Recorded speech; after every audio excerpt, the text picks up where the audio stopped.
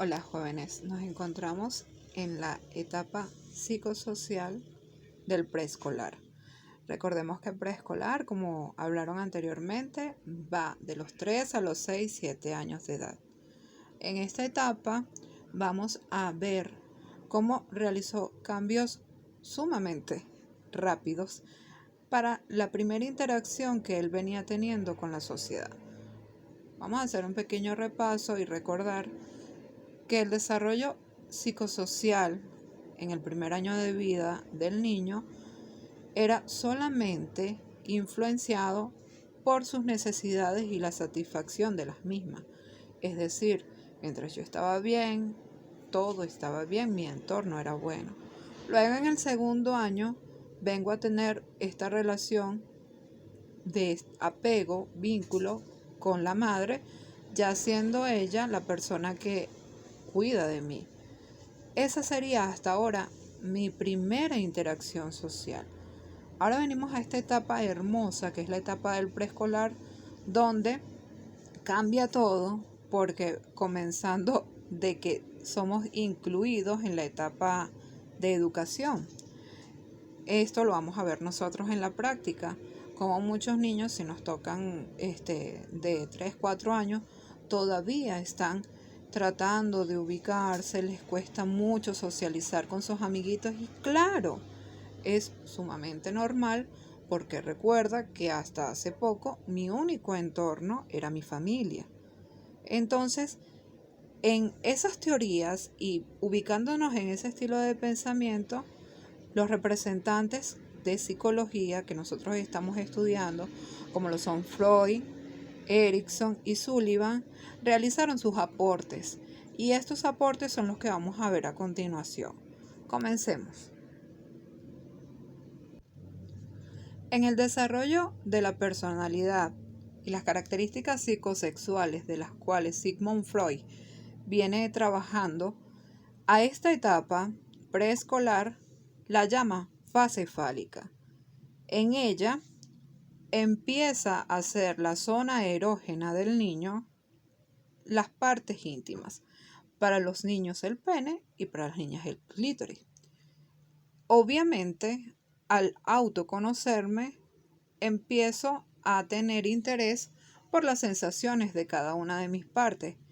Esta curiosidad abre al descubrimiento de las sensaciones, de lo que para preocupación de los padres puede ser masturbación, pero no, es simplemente la autoexploración del preescolar. Obviamente tenemos que estar muy pendientes de ella porque como toda conducta satisfactoria tiene fijaciones. Recordemos que nosotros hemos trabajado con la satisfacción por mucha gratificación y por poca gratificación ocurren las fijaciones. Entonces, es propio para esta edad preescolar lo que es la exhibición de sus partes, el juego sexual y la curiosidad por conocer las diferencias de mi cuerpo, niño o niña, con el otro, ¿ok? Entonces, esto suele causar alarmas a veces en los padres, pero nosotros tenemos que concientizar de que el niño ahora se está interesando en su cuerpo y esta, según Freud, obviamente viene a ser su zona de placer. Si nos pasó en la etapa oral y nos pasó en la etapa anal, en la etapa fálica también existe fijación. Exceso de gratificación en esta etapa, ¿ok?, puede hacer que en adultos vengan a tener problemas con relaciones sociales, que empiecen a ser personas muy, muy extrovertidas, pero de forma agresiva, impulsivos, por mucha gratificación.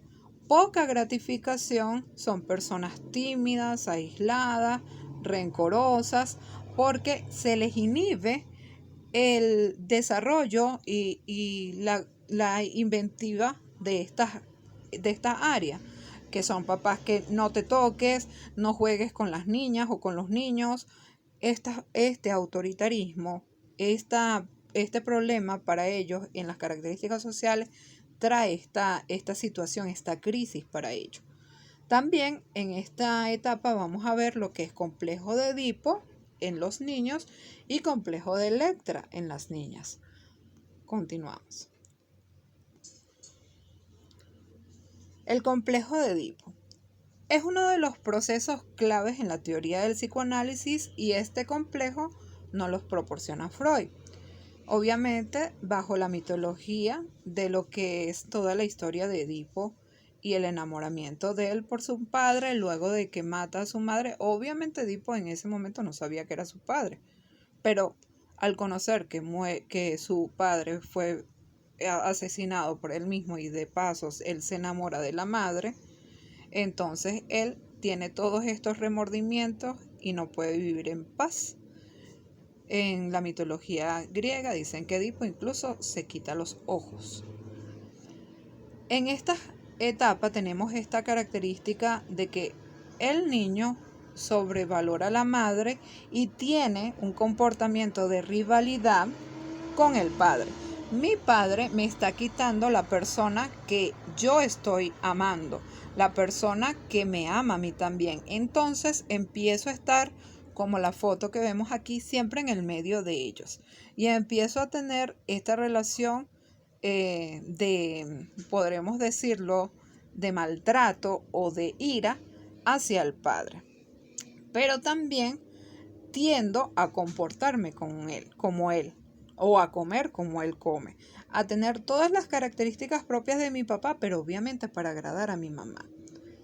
En esta parte, el niño tiene el temor a la castración.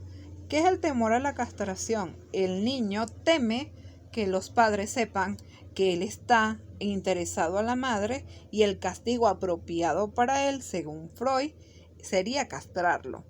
Entonces empieza a tener incluso el susto de que sus padres conozcan que él posee genitales y bueno, imagínate, toda la inventiva del niño se relaciona en base a eso. La resolución adecuada a este proceso es obviamente que el niño empiece a pasar más tiempo de calidad con el padre, que la madre no estimule aún más el enamoramiento del niño, ya que como suelen ser muy afectuosos con ellos, para la madre es genial. Incluso nosotros en psicología venimos trabajando arduamente en que los padres dejen de besar en la boca a los hijos, dejen de decir que ese es su esposo y es que es su esposa, porque es un juego que obviamente profundiza aún más lo que ya viene, las características que ya viene afrontando el niño. El complejo de Electra. El complejo de Electra no los proporciona Freud, pero el que inicia el estudio de este es Jung. Jung nos dice que la niña empieza a tener esta rivalidad con la madre y eso lo vemos mucho. Incluso yo puedo decir que se ve mucho más complejo de Electra que de Edipo. Las niñas empiezan a querer vestirse como la madre, el rol de que mi papá se sienta conmigo, yo voy en el asiento delantero del carro porque yo soy la esposa. El padre obviamente romantiza, como siempre, esta situación y en eso evoca mucho más los comportamientos, incluso de características, disculpen,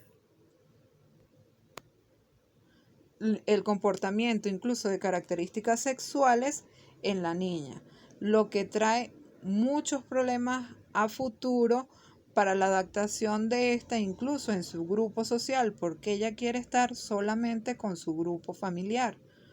En estas características, cuando se sucede la crisis, que la niña no evoluciona, empiezan a tener conductas neuróticas, problemas con su feminidad.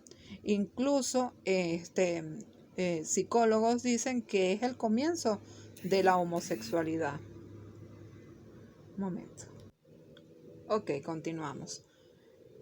Las posibles consecuencias, como ya hemos mencionado anteriormente, se evidencian en los complejos, histeria, neurosis de conversión, problemas sexuales, impotencia o rigidez, conductas afeminadas, conductas homosexuales, incapacidad de competir.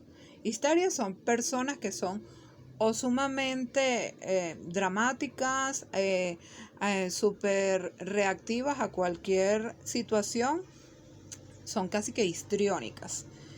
Problemas sexuales que, bueno, ya los conocemos, las personas no se sienten cómodas con estas parejas o porque no se sienten suficientes para ello o porque nunca la pareja es suficientemente atractiva debido a los complejos que ya manifiesta.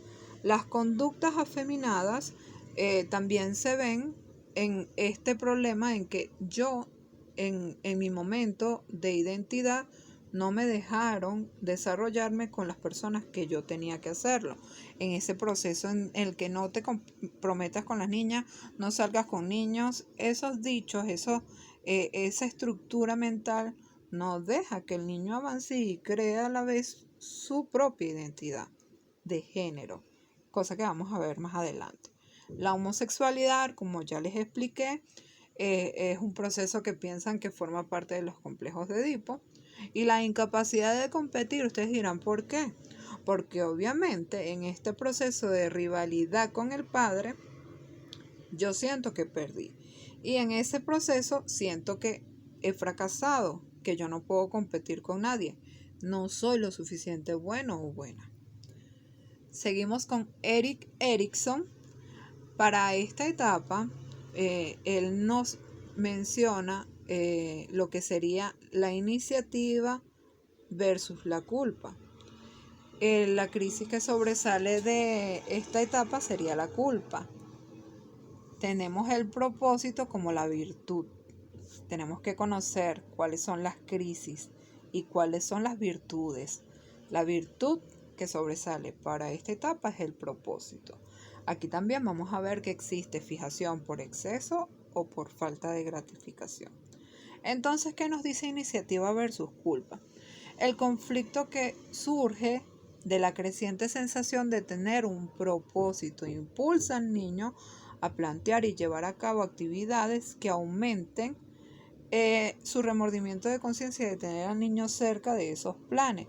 Los niños preescolares pueden y quieren hacer cada vez más cosas al tiempo, aprender de algunas cuestiones que quieren hacer y para esto necesitan aprobación. ¿Qué quiere decir todo esto que acabo de leer? El niño para esta etapa tiene la iniciativa. Recuerda que ya en la etapa anterior vino la inventiva de que el niño ya quiere conocer el mundo exterior por medio del ensayo y el error. La iniciativa versus culpa nos explica que el niño tiene estas características, este impulso de que yo puedo montar la patineta, yo puedo brincar, yo puedo correr, pero al tener el constante o la constante desaprobación del padre, obviamente por los cuidados del niño, él manifiesta culpa, incluso de no lograrlo o hacerlo y fallar. Por ejemplo, no corras que te vas a caer. El niño corre porque dice, claro que sí puedo, se cae y viene el castigo del padre y el castigo propio. Al decir, no lo logré, fallé, pero obviamente si el niño fuese estimulado por el padre, no es que le diga brinca, salta, lánzate de un edificio, sino de que le diga, tú puedes, bajo tus limitaciones, porque todavía estás pequeño. Al explicarle esto, el niño no puede entrar en conflicto, que es lo que nosotros tratamos de evitar. Y es una persona que siempre se va a impulsar el éxito, ¿ok? Incluso cuando el niño no manifiesta, que esto es mucho peor, la iniciativa, los padres deberían de alentar al niño a que sea más espontáneo, alentar al niño al que sea más dinámico, a que comparta con otros niños, para que así a futuro no sienta todos estos remordimientos y no se castigue. Por mucha gratificación tenemos que son papás que ve, lánzate, tírate, tú puedes, ¿ok? Y lo hacen incluso cuando el niño no quiere eso. Ejemplo que es muy común, los padres que tienen en su mente la meta de que su hija sea bailarina y su hijo sea beisbolista. Y a ellos nunca les gustó ese deporte, esa dinámica. Entonces son forzados, esas son actividades que generan mucha frustración y más si el niño no tenía la iniciativa, las ganas de hacerlo, empieza el proceso de culpa. ¿Ok? Es una actividad que no me gusta, son actividades que no se desarrolla la virtud que es el propósito. Con el propósito es ese impulso, esas ganas que tiene el niño de lograr esa meta, de llegar al éxito. Imagínate, ya el niño en esta etapa se está fijando metas a largo plazo. ¿Ven cómo hemos cambiado, cómo hemos evolucionado en tan poco tiempo? Obviamente, si yo no cumplo esto, si estas características no se dan en mí, a largo plazo voy a tener problemas. Exceso de gratificación son personas que son constantemente críticos, organizados, siempre quieren ser los mejores.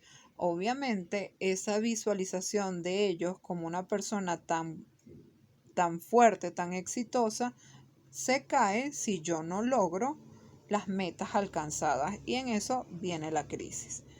Por falta de gratificación son personas temerosas, aisladas, que nunca piensan que son suficientemente buenos para nadie y que obviamente tienen sentimientos de culpa constantemente.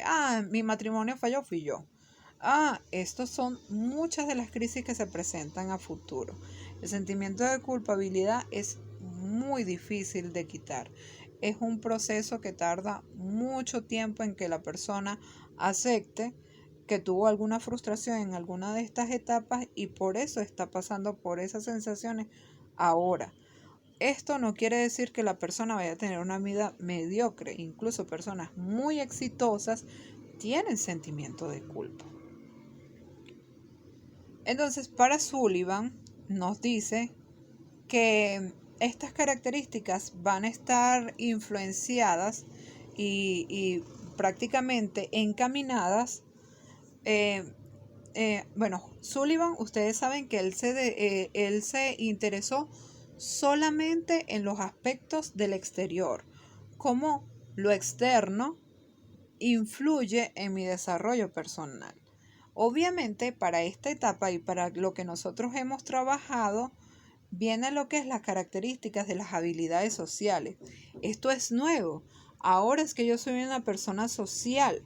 Recuerda que antes mi núcleo social era únicamente mamá y papá y a duras penas, porque muy poco salía de esa zona de confort. Ahora tengo que ver, como ustedes ven en la imagen, otros niños, personas sumamente distintas a mí, que hablan distinto a lo como hablo yo, y todas estas características forman lo que son mis habilidades sociales. Dentro de las habilidades sociales que nos expresa Sullivan, tenemos competencia. Para los parciales a mí me gusta recordárselos a ustedes. Recuerden las competencia, cooperación, el comportamiento y la acomodación social. Competencia es la búsqueda del éxito y del prestigio entre los amigos. El niño quiere exponerse entre los amigos, quiere que ellos vean que él es bueno, que es inteligente, que es atleta, que es deportista. Siempre quiere sobresalir. De hecho, vemos cómo cambia incluso en la forma de expresarse y demostrarse cuando entran en la escuela. Es como que cambian totalmente porque ellos dicen, no, yo me tengo que adaptar a ser el mejor de mi grupo, de mi salón. Esta competencia es buena siempre y cuando sea canalizada y no sea que vamos a crear personas egocéntricas a futuro. Entonces, búsqueda del éxito y del prestigio entre los amigos. Cooperación es colaborar con los demás para lograr un fin en común. ¿Cómo colaboro yo con los demás?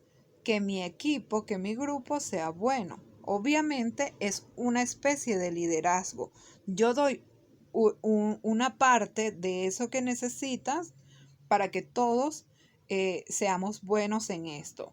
Se ve mucho en la interacción del juego, cuando los niños se colaboran unos con otros para llegar a la meta, y se ve mucho en las actividades de dinámicas grupales cuando los niños se ayudan, se colaboran para realizar satisfactoriamente cualquier actividad que nosotros lo hagamos. En la práctica lo vamos a ver y vamos a hacer una actividad debido a eso. En el compromiso, Sullivan nos dice que dar una parte de lo que se desea conseguir para lograr el fin. Tiene que ver mucho con la cooperación, pero el compromiso es yo voy a dar el todo de mí, como la palabra lo dice, me comprometo para que nosotros seamos los ganadores, ¿ok? Forma parte de esa responsabilidad que toma el niño de liderazgo en el grupo. Y la acomodación social, como bien les dije, son esas diferencias que hace el niño, esos cambios radicales que nota la madre en el que el niño cambia incluso como de personalidad o si antes veía muchos dibujos animados, ahora quiere ver deporte.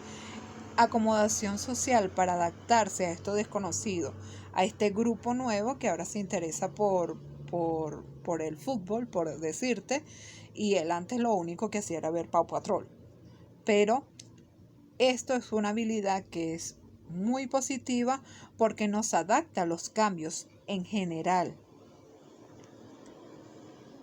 En cuanto a identidad sexual, tenemos lo que es el género y tenemos lo que es la identidad sexual.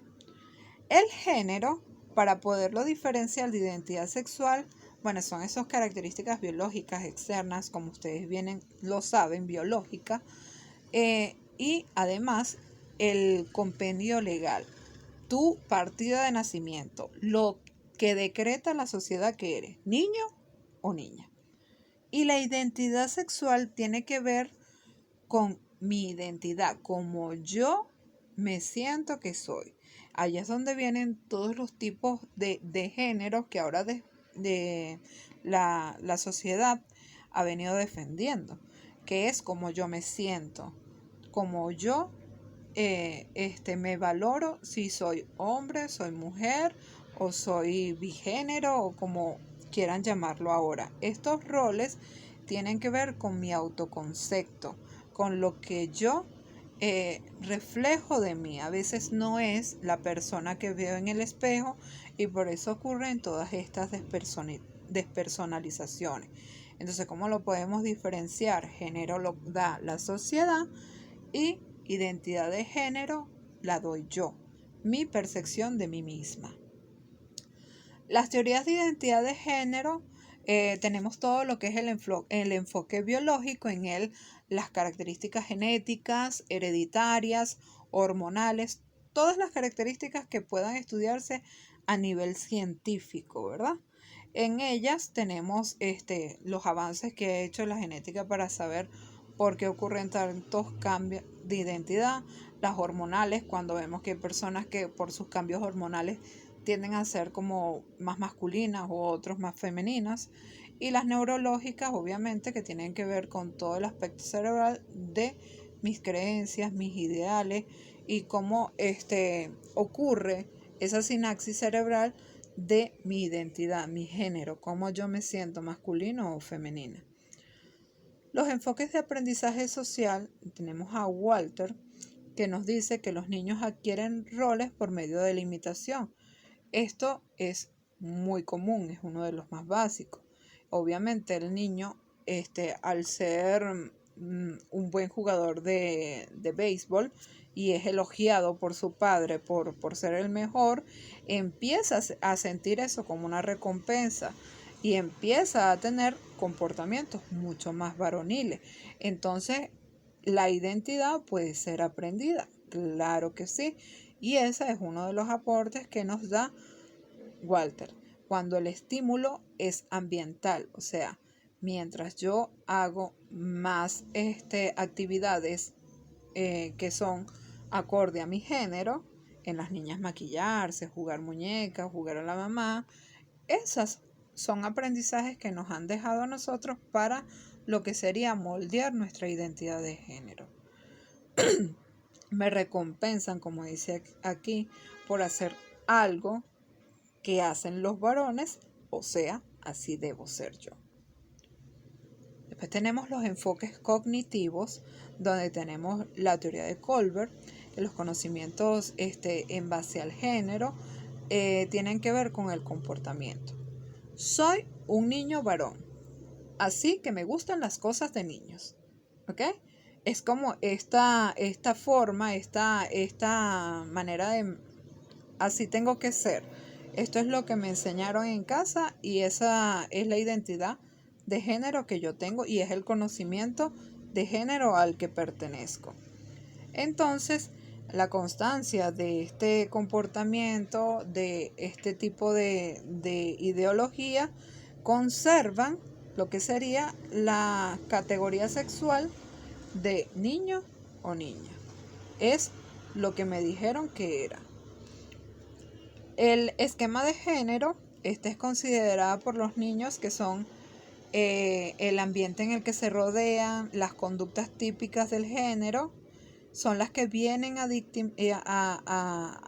decirme culturalmente lo que debo hacer. Obviamente, esto tiene que ver con el ambiente, las características familiares, mi patrón. Si en mi ambiente familiar, obviamente lo que se ve mucho con los artistas, dos hombres que adoptan un niño, ese esquema de género ya está impuesto en mí. Obviamente, si lo veo, de cierta forma yo pienso que esa es una característica de género que me compete a mí.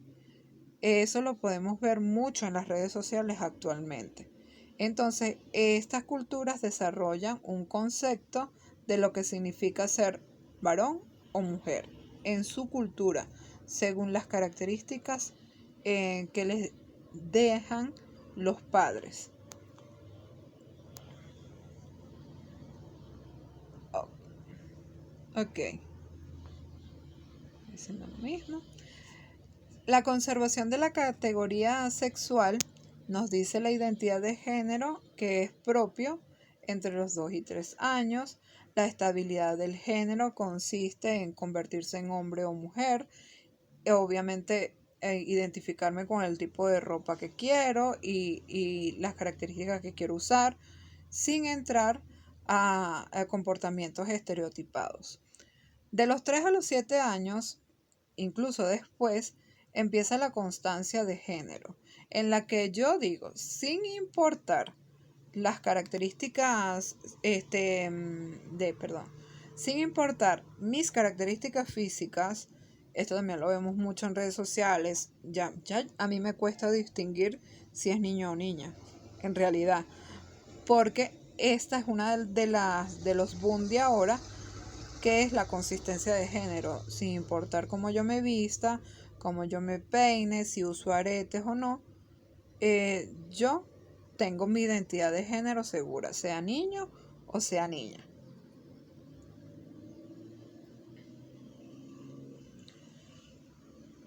En cuanto a el aspecto social, en esta etapa es muy común y es una de las razones más frecuentes en terapia, el miedo y la ansiedad. Recuerda que anteriormente veíamos que se presentaba mucho en las prácticas que el niño sigue teniendo miedo y ansiedad ante los extraños. Ahora, en esta etapa, sucede peor porque son idealizados. Además, ya tengo bastantes estímulos externos que producen mucho más miedo y ansiedad. Conociendo que miedo es el estado natural, para el miedo se necesita, como para diferenciar uno del otro, un objeto. O sea, existe. Le tengo miedo a las arañas. ¿Ok?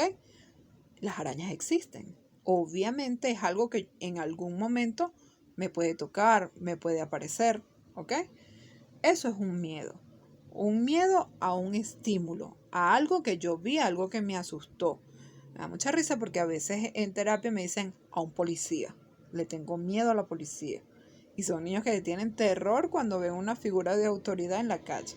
Porque obviamente conocen según su entorno que los policías son malos, que agreden, qué sé yo qué pensarán, que cuando ven figuras de autoridades así, sienten miedo. Y ansiedad la podemos diferenciar es que es algo que no existe, que es imperceptible. Son estímulos que están solamente en su mente. En esta etapa podemos ver lo que son los fantasmas.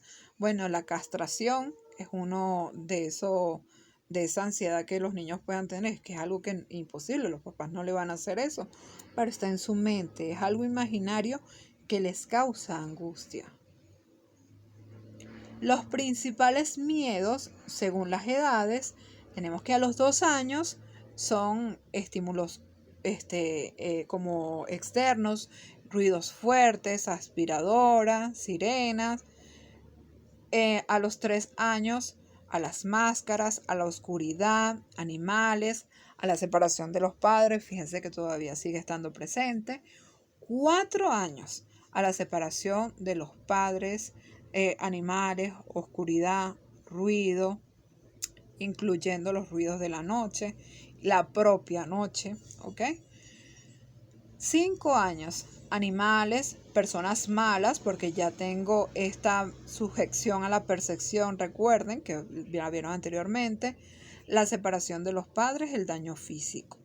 6 años, a los seres sobrenaturales, fantasmas, obviamente esto está íntimamente relacionado a cómo yo he sido expuesto a películas de terror y ustedes conocen.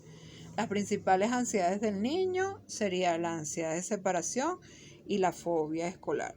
Obviamente, ansiedad de separación, como ya lo he venido explicando desde un principio, el niño está atravesando una crisis social, plenamente social. ¿Por qué?